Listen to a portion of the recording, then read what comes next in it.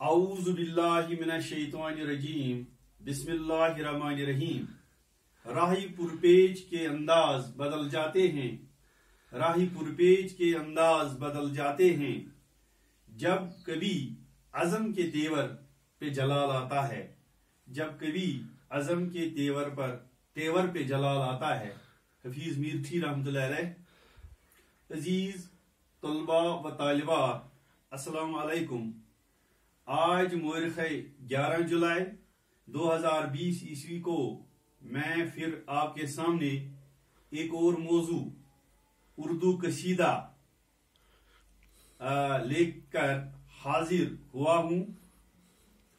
जहां तक उर्दू कसीदा का ताल्लुक है, कसीदा दरअसल अरबी जुबान का लफ्ज है। लुगत में कसीदा से मुराद है गाढ़ा या गलीज मगज। बाजों के नजदीक इसका मादा कसद है।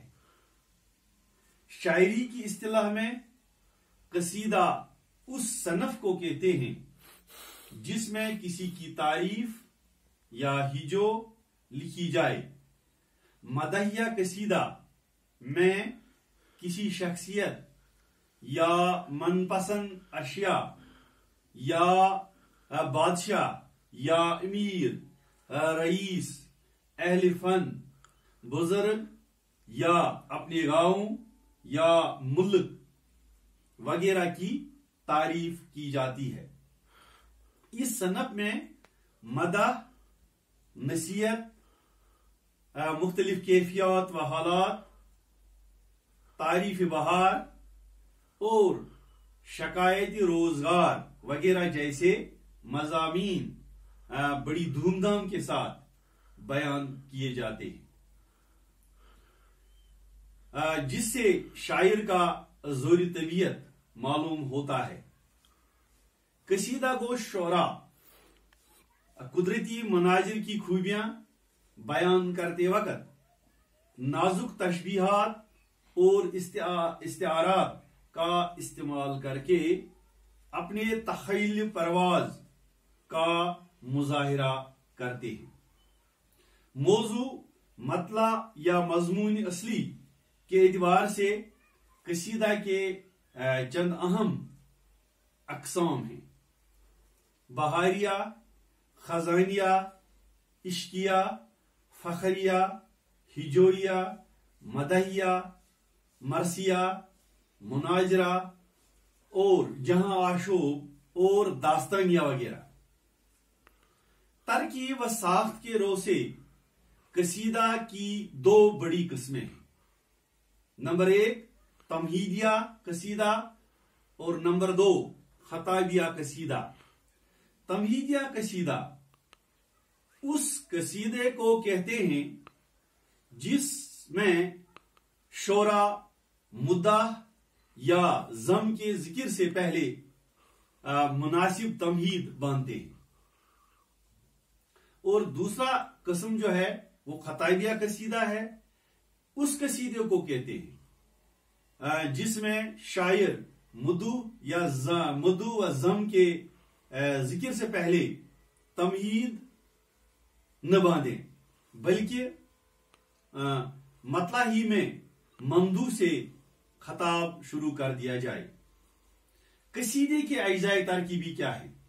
कसीदे के अज्जाए तरकीबी ये हैं: नंबर 1 तमहीद, गुरेज, मदाह, मुदा, दुआ। तो जहां तक तमहीद का ताल्लुक है, तमहीद लुगत में फर्श बिछाने को कहते हैं। इसे मुराद है किसी चीज की इब्तिदा और तारुफ। तमहीद में शायर माशो के औसाफ व खसाइल, मुनाजरी फितरत और मामलाती हुस्न व इश्क के मज़ामीन अदा करता है। तो इसके बाद नंबर 2 गुरेज है। गुरेज इसे मुराद है मुतकल्लिम का एक मतलब से दूसरे मतलब की जानिब इंतकाल करना है या मुंतकिल होना है।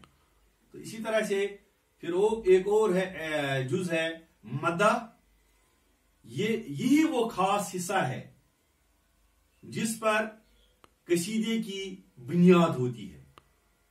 مدح میں ان صفات کا ذکر ہوتا ہے جو ممدوح کو دیگر اشخاص سے ممتاز کرتی ہے. تو اس کے بعد مدح ہے. مدح کے بعد شاعر اشاروں اور کنایوں سے کام لیتا ہوا ممدوح سے معاوضہ و انعام چاہتا ہے. ان اشعار سے ظاہر ہوتا ہے کہ شاعر کا بنیادی مقصد کیا ہے جس سے وہ طویل قصیدے کی تحریر عمل میں لاتا ہے. تو اس کے بعد اس کا آخری جز ہے جو دعا ہے. تو دعا جو ہے شاعر اپنے دل کا مطلب ادا کر چکنے پر ممدوح کے لیے خدا کے حضور میں کچھ نیک دعائیں کرتا ہے. تو عزیز طلبہ و طالبات، یہ جانکاری میں نے آج آپ کو اردو قصیدہ کے بارے میں دے دی. مجھے امید ہے کہ آپ نے اس کو اچھی طرح سے سمجھ لیا ہوگا اور گھر پر دیگر کتابوں کو کھول کے اور بکس کو کنسلٹ کر کے آپ اس کو اور زیادہ سمجھنے کی کوشش کریں گے. وآخر دعوانا الحمدللہ رب العالمین.